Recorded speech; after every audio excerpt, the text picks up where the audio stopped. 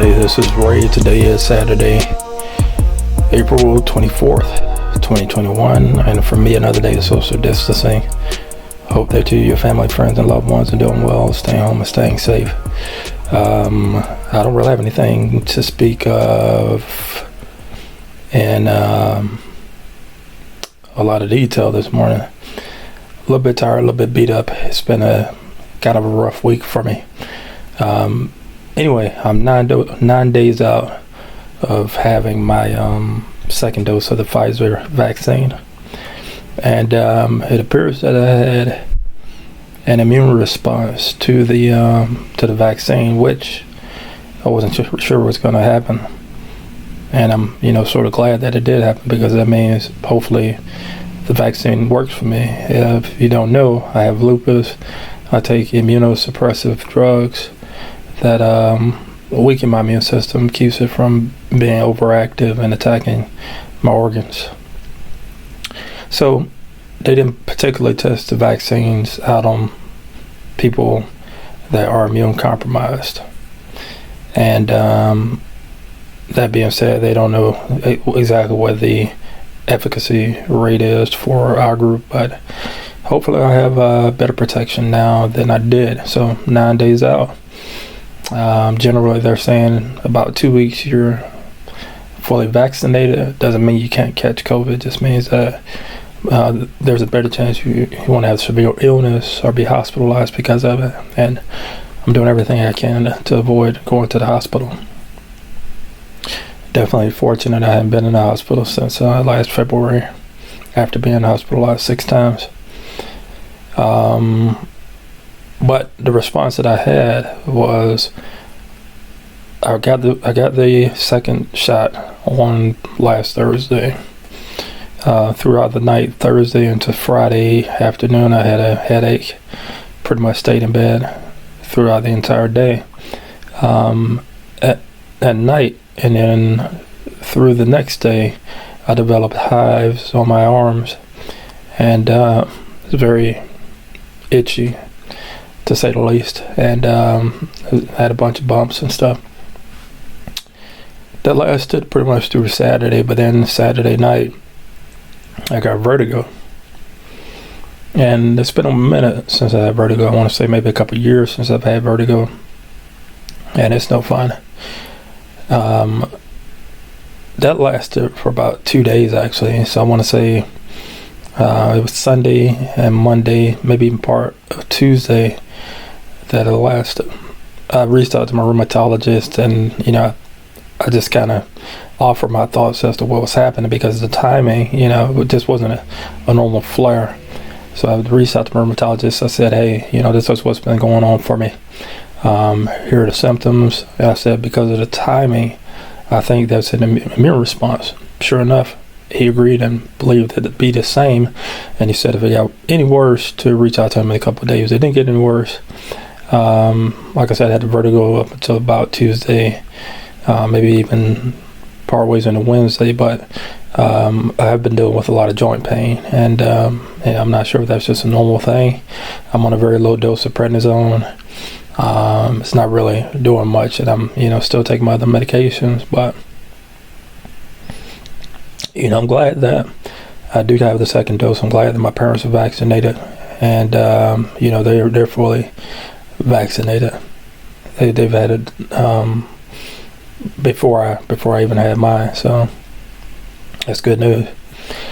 I've been thinking about it a lot these days, and I don't think people talk about this, and it could just be me. I don't know.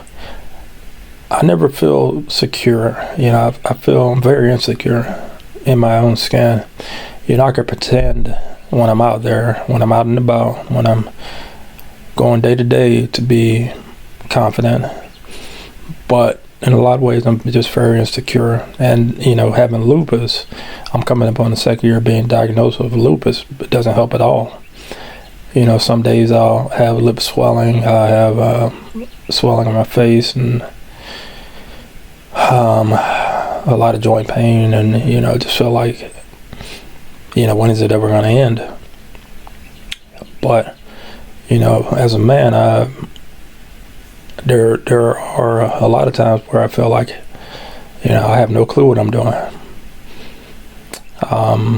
It's a strange feeling, and I'm not sure. A lot of people talk about it or even want to hear this. Maybe they put up a very good front, or maybe that they're just very secure in who they are.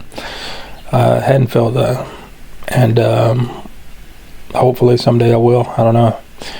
There's so much I have going on. I'm trying to pay off my student loan bills, and still have that outstanding loan that I'm paying off on, mostly due to the cross-country move back home. And then got to make plans to move to another location sometime next year. I'm not sure yet. And one good thing is, I'm not afraid to talk about this. I hadn't met my deductible for my health insurance yet, which is a good thing. This is the first year in maybe 3 years that I hadn't met my deductible by this time. And I've had I had a doctor's appointment with my primary care physician. I don't think I've had an appointment with my rheumatologist this year. Maybe I have. If it was earlier this year, but I don't think I did. But I had a doctor's appointment with my primary care physician. I have an appointment with a dermatologist coming up next month. And then I have to meet with my neurologist sometime this summer. I think that's in July. Got to schedule an appointment with a rheumatologist sometime soon. I'm not sure when. I have to get an eye appointment because one of the medications can affect your vision that I take. So I do have doctor's appointments lined up, and each time I go to my rheumatologist in particular, I have to get my blood drawn. So there's that. So I'll meet my deductible, I know that. But the other good thing about it is I have an HRA, a health reimbursement account, which my company does, put money into, as well as if I do certain things, I get incentives, and it goes to that. So I'll be paying a portion out of pocket for my deductible. Now, what sucks is that the medications I take, they aren't counted towards my deductible, but they are counted towards my out-of-pocket maximum. So, I've already spent $400, almost $500 in cost for medication out of pocket that isn't covered by my plan. Maybe it's negotiated down in price, but that's all coming out of pocket. And until I meet my deductible, then it's not, the plan won't kick in to pay 90% of my medication cost, which sucks. And my out-of-pocket maximum is $4,600.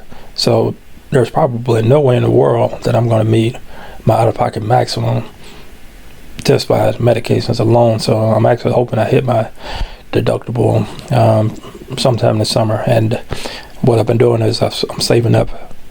I have a separate savings account that I save money towards my deductible and medication spending. So, I have the funds allocated for it, but I want to hurry up and get that out of the way, and then refill the medications. I don't take as many medications as I once did. I don't know what my labs will be now once I have them done, and the last set of labs I had done was in February, and everything seemed to be normal for someone who has lupus. And so I just don't know what if any other medications need to be added.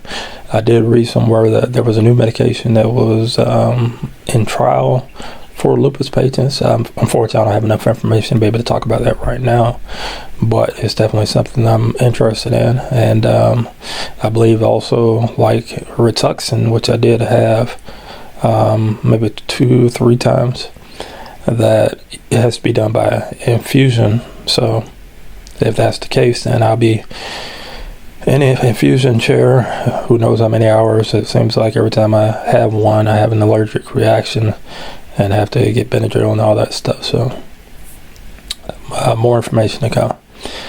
And then I'm a little bit behind on my studies. I was hoping that I'd be finished with this course that I'm taking right now on accounting by the end of this month. Don't look like that's going to happen. I'm a few chapters behind, but this is my own timetable. It's not like it's I have to do it, but I've been on a good pace starting at the end of last year and knocking out an exam each month. If I do go over a little bit, it'll probably be a week or two, and then I'm going to start the next class. And I thought about taking June off for studying, but I'll probably go ahead and take another course, and maybe even push up my timetable a little bit to get the exams done. Once I finish this test, I'll have a third designation, a third title behind my name.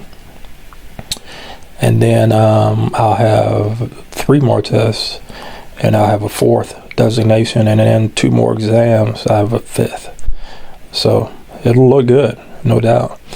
And it's one thing to have the titles, and I mentioned this before, but it's another thing to actually have the information to be able to comfortably speak on topics that, I've kind of learned over the years after working in this industry as long as I have. And, it'd be a nice goal in my 10th year to have accomplished this. For me personally, people have accomplished this early in their careers. I get that, that's cool, but it wasn't necessarily something that I pursued.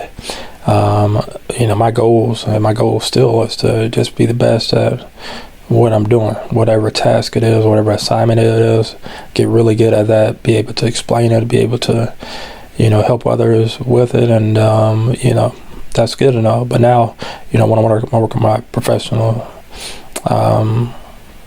my professional designations to get my credibility there. And, I'm not sure what happens when somebody sees an email from me and they see all those titles behind my name, whether or not they even care, but it is what it is, And it is, it's taking a lot of time, but like I said, a good thing about being in quarantine and kind of sticking to this, even after I'm considered to be vaccinated, is that I could devote the time to studying. The hard part is like when I go into the office, I have to do a lot of things to prepare for that. So it's not just rolling out of bed, getting a shower, and then going to work. I get up very early, and I go to where my office is, which is about 20 miles from here. And I go grocery shopping, so I pick up a few lunches for a couple of days, some drinks and other things, and then I'll take them to the office, and I'm good for a couple of days. And then a couple of days later, do the same thing. I don't stock up for the whole week because I don't know if we're going to be at the office the whole week. It could be that somebody else will come in and do work, or I just don't do more than 2 or 3 days of getting the food and stuff, and then I get settled into the office, try to get comfortable and get mentally prepared for the day. As physically, sometimes I can go in and be in a lot of pain, so it's a little different right now. If it weren't the fact that we're still taking precautions and the whole team was back, that would make a huge difference, but that's not the case. So I've got to be a little bit careful as to how much I can do physically. The things that I used to be able to do feel almost impossible now. Like if I do a little bit too much throughout the day, I pay for it that night or the next day, and then it's just